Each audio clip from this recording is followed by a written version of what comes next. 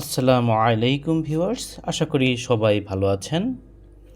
আজকে আমরা একটি অত্যন্ত গুরুত্বপূর্ণ রাত সম্পর্কে জানব। লাইলাতুল কদর রাতে কি কি ইবাদত করবেন। 1. নিজে রাত জেগে ইবাদত করা এবং অন্যকে উদ্বুদ্ধ করা। 2. তারাবিহ ও তাহাজ্জুদ পড়া। 3. সিজদার মধ্যে দোয়া করা। 4. বেশি বেশি তাওবা, ইস্তেগফার ও একাকী জিকির করা। নিম্নে বাক্যগুলো পড়া উত্তম: আস্তাগফিরুল্লাহ, সুবহানাল্লাহ, আলহামদুলিল্লাহ, লা ইলাহা ইল্লাল্লাহ, আল্লাহু আকবার।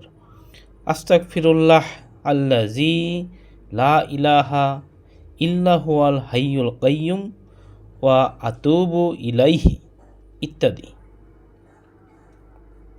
5. কোরআন তিলাওয়াত করা। 6.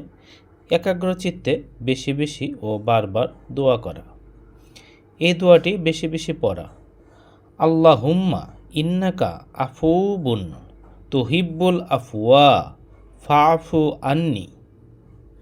ইনশাআল্লাহ আমরা পরবর্তী সকল কদর রাতে আমরা সঠিকভাবে ইবাদত করব এবং এই আমলগুলো করে বেশি বেশি সওয়াব হাসিল করব এবং এই বিষয়টা আমরা শেয়ার করে অন্যদেরকেও এই বিষয়ে উদ্বুদ্ধ করব, যাতে আমাদের অন্যান্য মুসলমান ভাই ও বোনেরা এ থেকে উপকৃত হতে পারে।